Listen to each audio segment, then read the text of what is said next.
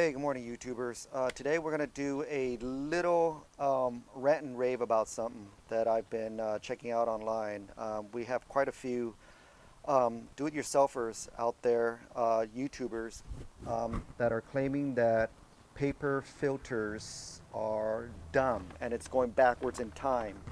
And they suggest that we use spin-on filters. The spin-on filters are those metal canisters, and the paper element is on the inside, and you can't open it up and you can't get to it. They're made out of metal, and they just spin right off the oil filter housing, right?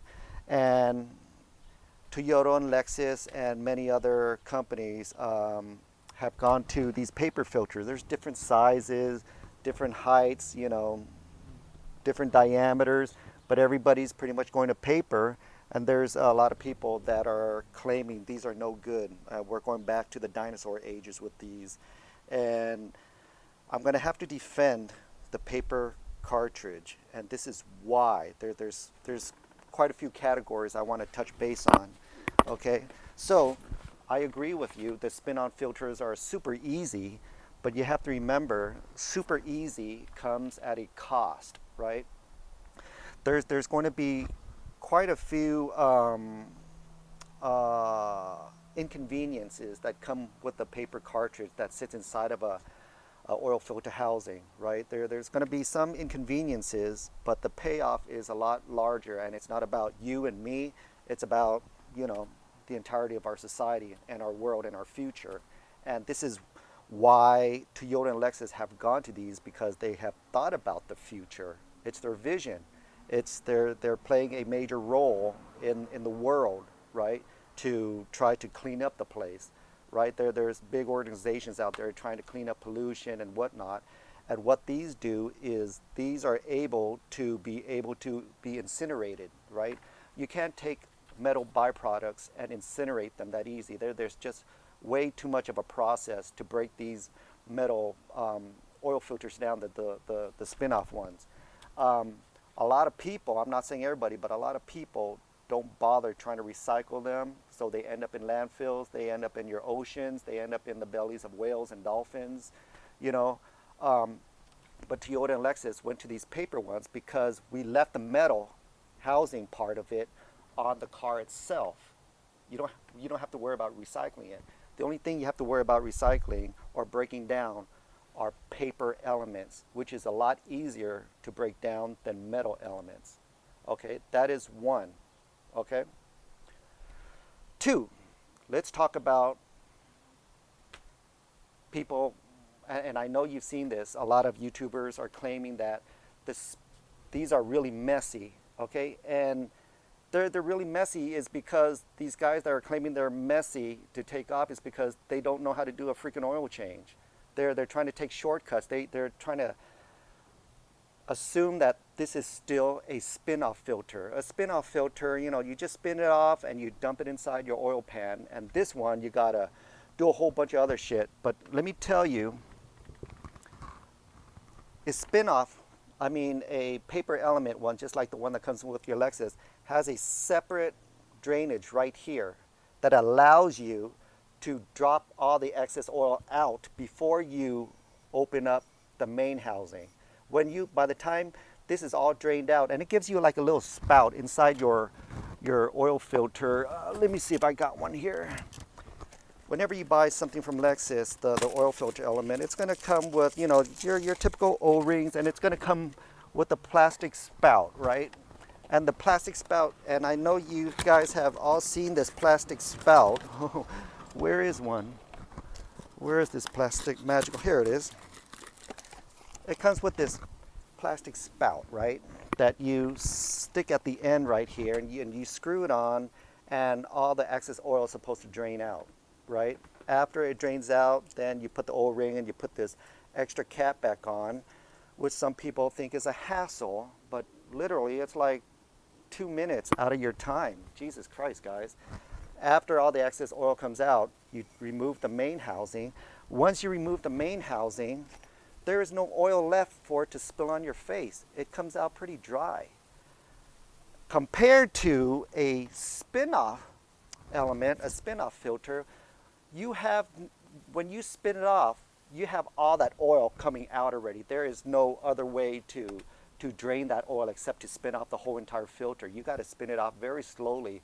So that creates a bigger mess, not this one. This doesn't create a bigger mess, guys. The only thing that comes out is pretty much the paper element after you drain all the excess out of that extra spout piece, right?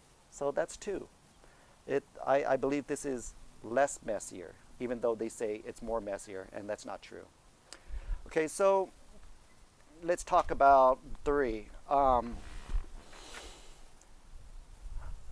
They claim that the spin-off has the check valves, right, and has the bypass valves already inside the filter element alone, right? So it's pretty much hassle-free. You don't have to worry about any of those. But to be honest with you, if you go out and buy a purelator or a Wix filter or, I don't know, a Fram that is a spin-off, and it costs less than $10 to buy, right? You're buying these spin-off filters for about $6-7 the most. You're buying the double guard one for like $10 the most. Are you going to trust a bypass valve and a check valve that's built inside the spin-off valve of a $10 filter, as opposed to trusting Lexus and Toyota engineers to design a check and a bypass valve inside their engine, inside their oil pan? Right? I'm going to put all my money on Lexus engineers, and I'm going to go with their specs. If they're going to take all their bypass valves and check valves out of the spin-off filter just so they can use this, and they redesign it and they put all those check valves and bypass valves inside the engine instead, I'm going to go with the valves inside the engine over the ones with the spin-off. Okay, that's another issue. So that's another positive, right? So let's talk about quality. I went on one YouTuber, I'm not going to mention his name, but he kept on showing us, look, and he compared it with another filter. He says, look, less paper. You guys, less paper doesn't mean less quality. You have to compare apples to apples. He's just showing you a random filter from a random car. It's not necessarily a Lexus GX460, guys, right? Less paper doesn't mean less quality. There are Toyota engineers that already worked out all the algorithms for the flow rate of each paper element, all right? So you have to remember, all of these have to pass SAE requirements, right? OEM specs. They can't just make some cheap paper element and cross their fingers and hope people buy the car and 5 years from now it breaks down and nobody gets sued. These have to pass rigorous inspection and rigorous flow rate tests, right? It's got to contain a certain amount of particles to be able to pass their very strict tests. Okay, so don't just look at the paper element and say, oh, less paper, it must really suck. You got to count the square footage. You got to open this up and count the square footage and compare apples to apples. Okay, so don't just use your eyes to judge a book, right? What's another one?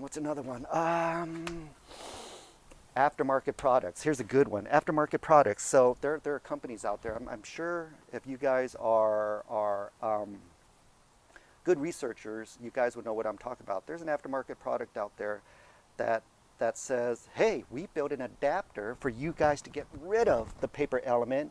This adapter will replace Lexus's housing element. We'll put an adapter, and then we can use a Wix filter spin-on in place of this, right? It's an adapter that replaces the paper element, so you could use a spin-on. And one of the benefits that they say is it prevents your car from starting dry. You're going to spend $200 on an adapter so you could use cheap spin-on filters to replace a high-quality Lexus OEM dealership part, right? You're going to spend $200 because they claim that your engine is going to start dry. Okay, I'll give you that. There's a science to it. I'll give you that, right? So they've got their teams of R&D, research and development, to figure out that, holy crap, if we go back to spin-on metal filters, oil won't drain out of our engine, so every time we start our engine, it starts all lubed up. Do you guys know And I know you guys know because you guys bought Lexus and you guys bought Toyota. There are hundreds of Lexus and Toyota design engineers, mechanical engineers, manufacturing engineers, chemical engineers that have designed this to bypass the 300,000 mile mark. I've seen them at 400,000 miles. I've seen them at 500,000 miles. You know how they're able to reach 500,000 miles easy? It's called routine maintenance, guys. If you take good care of your cars, you wouldn't have to spend a $200 on an adapter just to use a cheap spin-on filters. You can continue to use a quality Lexus paper filter. Just maintain your cars. Your cars will hit 400,000 miles. Easy, okay? I really don't know what else to say. Your engine oil is going to drain out 30 minutes past. Whenever you turn off your car, within 30 minutes, all your engine oil will drain out of the engine. So the next morning when you start your car, it's going to start dry. And God forbid, it's only going to affect you if you decide to keep your car for 20 years. Because do you know the damage that a dry start on your Lexus is going to do? I don't. Because I've owned Lexus and Toyotas, each car, for more than 5 years. I've never had a problem. Am I ever going to open up the engine to see if there's anything bad happen just because I dry started my engine?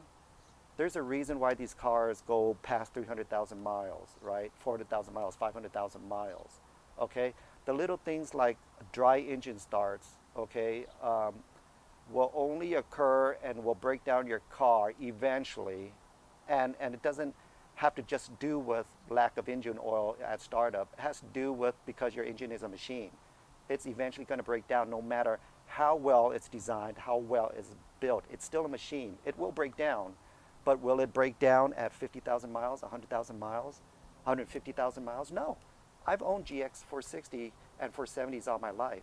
I've owned ones that have reached the 267,000 mile mark. None of my GXs have spin-on adapters, none. All of them use these paper filter elements, all right? Every single one I've sold, and the new owner has never called me. I've kept in touch with some of the owners that bought my cars. None of them have ever called me up and says, hey Bobby, you sold me a lemon because these paper filters are causing my engine to start dry in the morning. I want my money back. No, guys.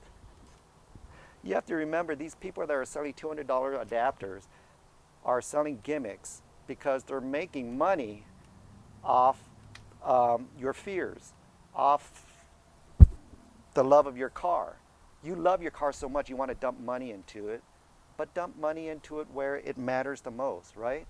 Do accessories, do camping gear, do roof racks, do awesome stuff, buy new tires, but don't go taking out your Lexus Toyota design out of a Lexus and Toyota and create a aftermarket product to add an aftermarket spin-on filter and saying that it's going to be a lot better than this. That's just my opinion. That's my 2 cents. I'm sorry for rambling. I originally was going to come out here to do some other product reviews that people sent me and stuff like that, and when I looked at this, it just totally reminded me of this company on YouTube that was trying to sell me this gimmick with the no engine dry start crap, and to each their own. If you bought it, good for you. If it works out for you, will you ever know that it made a huge difference? I promise you, you won't know. You won't know. You're not going to go out to your car and says, holy crap, I replaced my paper element with a spin-on filter and my car gained 15 horsepower. Holy shit. Get the fuck out of here, man. Save yourself 200 bucks. Get the fuck out of here. Fucking idiots. Jesus Christ. Oh, I'm sorry for rambling. I'm going to go ahead and do my other product reviews in another video. I just had to get this out of the way, guys. So remember, don't underestimate Lexus and Toyota design engineers. They know what they're doing. They know what they're doing. They go to good schools. You can't get a job at Lexus, Toyota, or SpaceX or NASA with a community college degree, right? You got to be going to a pretty good, damn good engineering school to be able to make it inside of there. So that's my 2 cents, man. All right. Woo!